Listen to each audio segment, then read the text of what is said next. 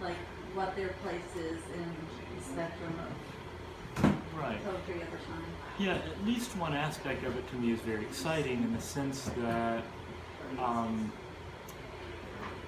it looks to me as if there's just poetry of all sorts happening all over the place by all sorts of people everywhere. So in some really significant sense, it seems to me as though there are venues. If you write a poem and you want it made public, there's some place for it. And I think that was not always the case.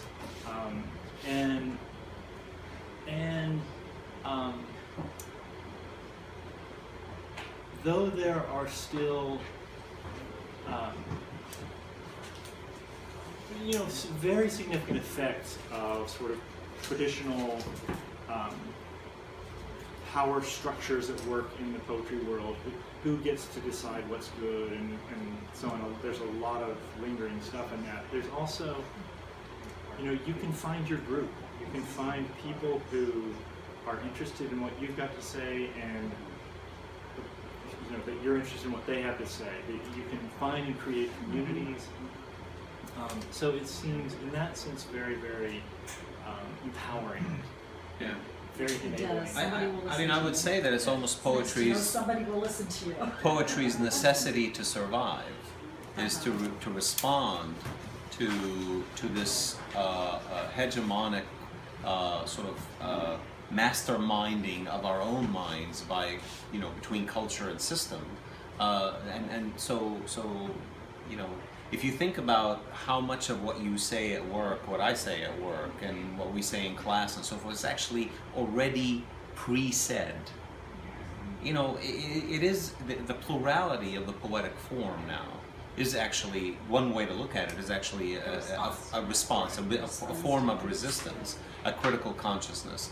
That's one way I'd say it. But the other thing I'd like to add is, don't forget Whitman wrote pretty damn long lines. I mean, and that was pretty radical for his time. And that was pretty radical. Return to that. Well, it's not a return. I mean, it's in the sense that it was always there. So I just recently, it's also very empowering because, if you and I go to see a movie, we'll walk out of the movie, and both of us will feel authorized to say, I love that movie, that was brilliant, or that movie sucked. Both of us feel as though I am entitled to make my own decision about my response to that movie. I can feel how I felt about that movie. But that gets beaten out of us in school in relation to poetry. Oh, does Harold Bloom say this is good? Well, would Helen Keller agree with me? Is this a good poem? How do I tell? As if you're not authorized to understand your own response to a poem. And so it seems to me that the kind of variety that you're pointing out is also a reminder to us that you've got just as much right in relation to a poem as you do in relation to a movie or a popular song or whatever. And that brings us back to Arendt's part of her statement, right? Those who are lovers of poetry, they call them and incapable of writing, are not just one kind, right? There are several pockets of them now, and they will persist to let us know that poetry exists in not in one idea or minimal. There are countless forms, and so so I think it's it's a way of ownership, and it happens by the public, and the public is not one single thing. You had a question. Yeah. So poetry everywhere by everybody, plurality, however we want to phrase it. So in order for poetry to be an effective anti-hegemonic force, do you see any necessity or any possibility of creating more focus? There used to be schools of poetry. We used to talk about objectivists and imagists and beat poets and so on and so on. Anymore, there's this postmodern hash. Is there any impetus, do you think, or any validity in trying to force some kind of, or create some kind of focus for poetry, some kind of identities that would have a more effective reach as creating identity on the one hand and being anti-hegemonic on the other?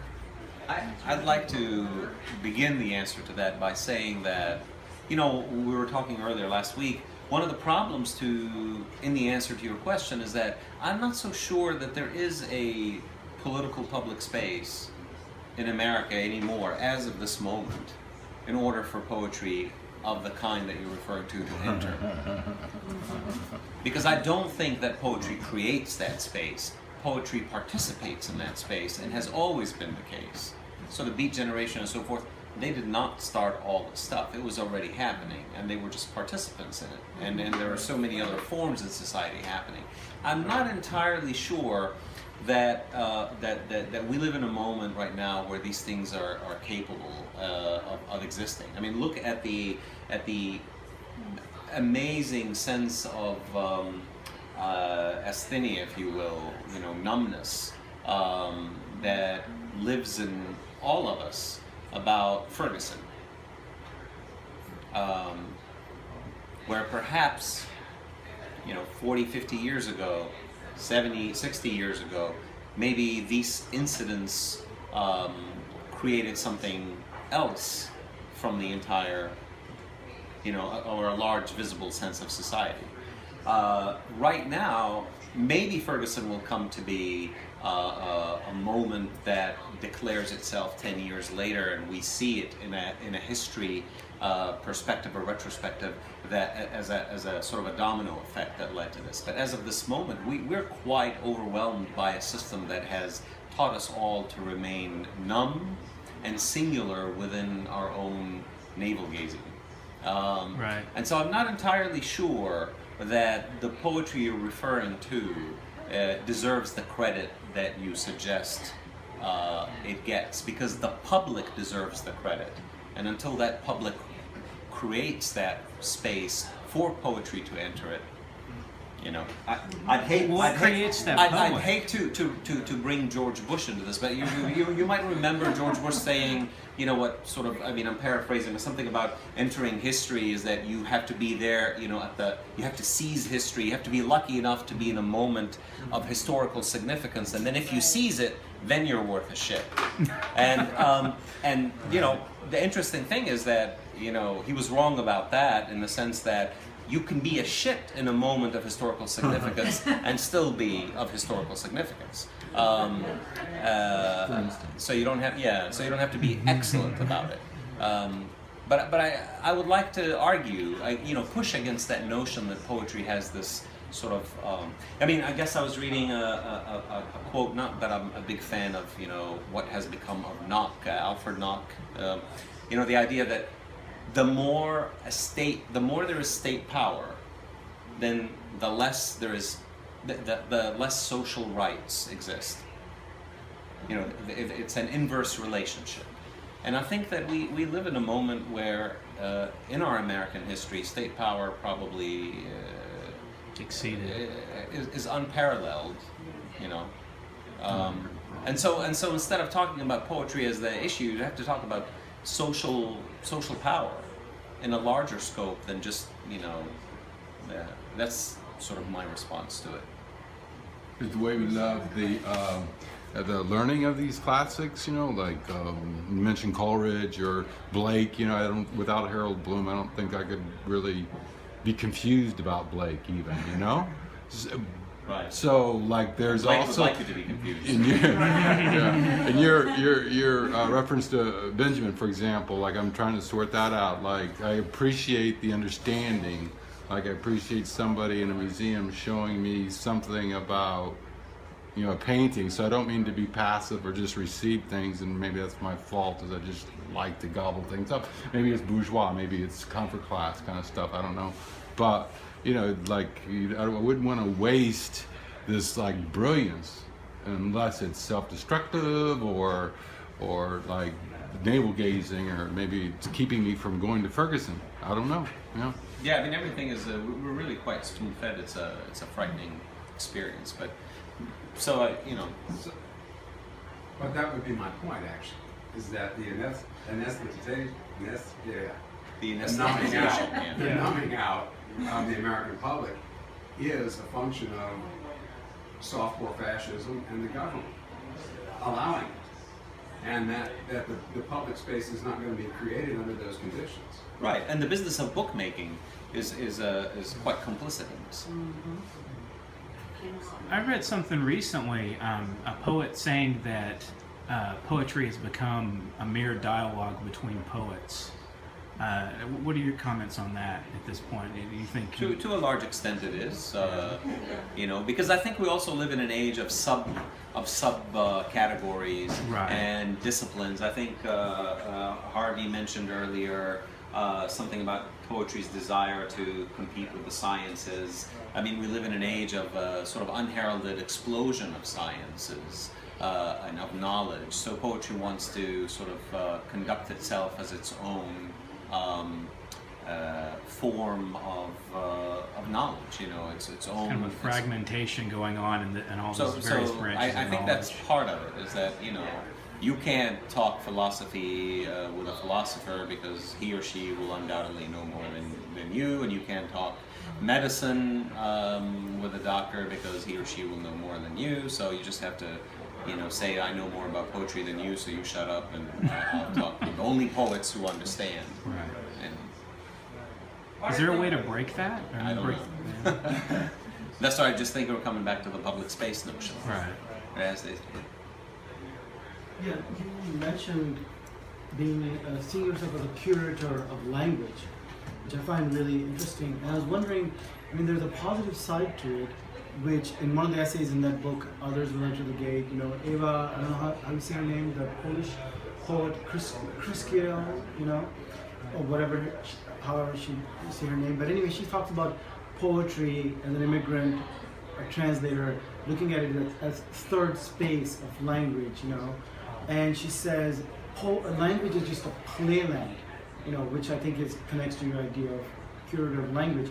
So that's the positive side of it, that it's like a field wide open to a non-native speaker of language or somebody who feels alienated for some other reason.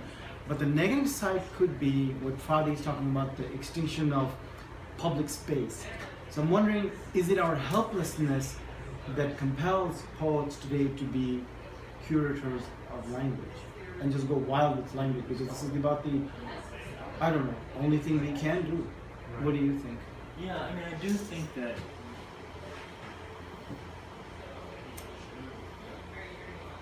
if it's not the only thing we can do, it's one of the few things we can do. And another transition that I want to claim has happened over the last, longer than the cell phone time period, but over the last century, is a change in our, I don't know if this is an apt term or not, but I have made it up, our discursive compact, that we, before advertising became as pervasive as it now is, with the increasing presence of media and so on, it seems to me that our base level agreement was, we'll tell the truth. We often violated it, but we all recognized that that's what we're supposed to be doing, and when I don't do that, I'm at fault, and so on. But it seems to me that our discursive compact in contemporary society is to lie to one another. The point is to lie better. And so our social media. The point is to pull on the heartstrings of people for advertising. The point that. But there's something. But I want to suggest there's something even below that the